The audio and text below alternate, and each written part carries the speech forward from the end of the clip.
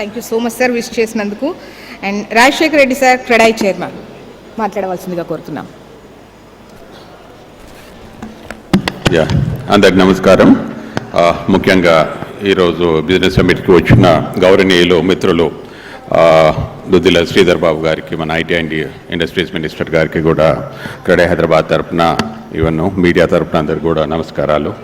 And apart from that, ఈరోజు ఈ కార్యక్రమం నిర్వహిస్తున్న హెచ్ఎంటీవీ వారికి business summit mostly caters to the development of the state. అన్ని వర్గాలకి I'm representing real estate industry, but ఓవరాల్గా ఇండస్ట్రీస్ మినిస్టర్గా కూడా ఈరోజు మంత్రివర్యులు గారు వచ్చున్నారు. మన స్టేట్ గ్రోత్కి సంబంధించినంత వరకు వాళ్ళలో ఉన్న ఇంతవరకు జరిగిన ఎదుగుదలకి వాళ్ళ తోడ్పాటుని గుర్తించి అవార్డ్స్ కూడా ఇవ్వడం అనేది కూడా చాలా మంచి కార్యక్రమం. సో ఈరోజు ఇక్కడ వచ్చినందుకు కూడా మా నిర్మాణ రంగం వైపు నుంచి కూడా గ్రీన్ బిల్డింగ్ ఇనిషియేటివ్స్ అనే దాని మీద కూడా కొంత ఫోకస్ పెట్టేసి they are having a panel today. ఆ ప్యానెల్ డిస్కషన్ లోపల కూడా గవర్నమెంట్ వైపు నుంచి కూడా కొన్ని మాకు ఎంకరేజింగ్గా చేయాల్సిన విధంగా కూడా ఉంటే బాగుంటుందనేది ఆలోచన. అయితే ఈ మధ్యలో కాలంలో చూసినప్పుడు ఐజీబీసీ తీసుకున్న ఇనిషియేటివ్స్ కానీ, తర్వాత మా క్రెడాయి హైదరాబాద్ తరఫున కూడా సహకారాలు అందిస్తూ మా మెంబర్ని కూడా ఎంకరేజ్ చేస్తూ మాకు ఒక ఎంఓయూ చేసుకున్నాం అన్నమాట ఐజీబీసీతో.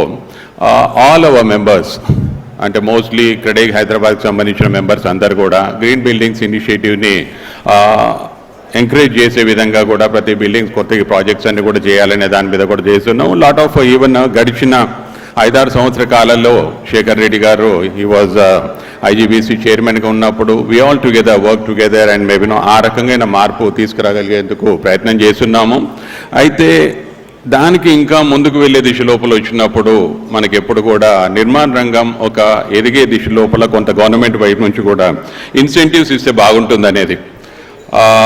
ముఖ్యంగా చెప్పాలనంటే ఒక బిల్డర్ నేను కాలుష్య రహితంగా, అంటే ఒక గ్రీన్ బిల్డింగ్ కట్టేసి దీనికి కొత్తగా ఒక ఇనిషియేటివ్ తీసుకోవాలంటే నాకు ఏం లాభం అనేది ఆలోచించే పరిస్థితి కొంత ఉంటుంది. ఎందుకంటే ఇనిషియల్గా ఇన్వెస్ట్మెంట్స్ ఎక్కువ ఉంటాయి. సో దానికి తగ్గట్టుగా గవర్నమెంట్ వైపు నుంచి ప్రోత్సాహకరంగా మినిస్టర్ గారు ఉన్నారు కాబట్టి అటువంటి గ్రీన్ బిల్డింగ్స్ కట్టినప్పుడు పర్మిషన్ ఫీలో కొంత రాయితీ ఇస్తే బాగుంటుంది అనేది ఒక కోరిక. సో అది ఎందుకనంటే ఒక బిల్డర్ ముందడుగు వేసి, ఎందుకంటే తర్వాత ఒక చిన్న ఎగ్జాంపుల్ కూడా చెప్పవచ్చు మనం, ఏది కూడా మనకి అలవాటు అయ్యేంత వరకు కొంత తక్కువలో రావాలా. ఒక రిలయన్స్ కంపెనీ లాంగ్ బ్యాక్ మీ అందరికి కూడా గుర్తుండే ఉంటుంది, ఒక సీడీ అలవాటు కావాలంటే 100 రూపీస్కి ఒక సీడీ అమ్మన్నాడు. వన్స్ ఒకసారి ఆ సిస్టమ్ సెట్ అయిన తర్వాత rates has gonna up like anything. ఇక్కడ కూడా అంతే, ఆ రకంగా ఒక ప్రతి బిల్డర్ కానీ ముందుకు రావాలన్నట్టు అందరికీ కూడా కొంచెం ఇన్సెంటివైజ్ చేస్తూ ప్రోత్సాహకాలు ఇచ్చినప్పుడు అందరు ముందుకు వచ్చినప్పుడు ఆ తర్వాత పరిస్థితి అలవాటు అయిన తర్వాత ప్రోడక్ట్స్ అందుబాటులో వచ్చినప్పుడు రేట్ కన్సెషన్ అనేది తగ్గిపోతుంది, ఆటోమేటిక్గా కన్స్ట్రక్షన్ కాస్ట్ కూడా తగ్గిపోతుంది. కాబట్టి in different way, in other way it will be going to help in the long run. So ఈ రకంగా వచ్చినప్పుడు ఈ మధ్యలో గవర్నమెంట్ తీసుకున్న ఇంకొక కొత్త ప్రోత్సాహకరం, ఈవెన్ పొల్యూషన్ కంట్రోల్ చేయడానికి ఆల్ ఈవీ వెహికల్స్ మీద కూడా రిజిస్ట్రేషన్ ఛార్జెస్ అనేది మినహాయింపు ఇవ్వడం కూడా ఒక మంచి నిర్ణయం గవర్నమెంట్ వైపు నుంచి కూడా అని చెప్పొచ్చు. దానికి కూడా we thank the government. And so ఇటువంటి ఇనిషియేటివ్స్ తీసుకునే విధంగా ఉన్నప్పుడు చాలా వరకు మనం కూడా ప్రతి దాంట్లో మా నిర్మాణ రంగంలో గొప్పగా వచ్చినప్పుడు కూడా కొన్ని కన్స్ట్రక్షన్ చేసిన వాళ్ళే ఉంటాయి. ఒక కస్టమర్ కూడా నేను గ్రీన్ బిల్డింగ్ని ఎందుకు కొనాలి అని అనుకున్నప్పుడు వాళ్ళకి కూడా ప్రాపర్టీ ట్యాక్స్ ఇన్సెంటివ్ అనేది ఇచ్చి ఒక 10% ఎగ్జంప్షన్ అనేది ఇటువంటిది కూడా ఆలోచించి కొన్ని నిర్ణయాలు ఇమీడియట్గా ఇంప్లిమెంట్ చేస్తే ఆ దిశ లోపల కూడా చాలా వరకు మాకు హెల్ప్ఫుల్గా ఉంటుంది.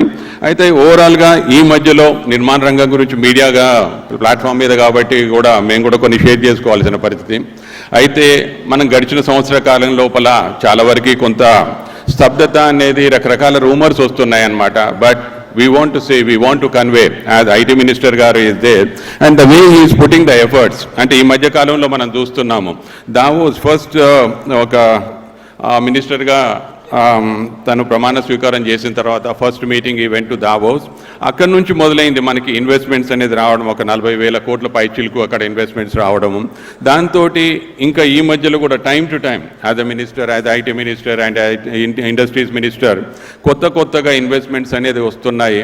So it shows what kind of potential we have for the future, what kind of employment is going to be generated for the future. దాంతో ఇంకా చెప్పాలంటే హైదరాబాద్ నిర్మాణ రంగానికి డోకా లేదు అని చెప్పడానికి ఒక చిన్న ఎగ్జాంపుల్ చెప్తాను నేను.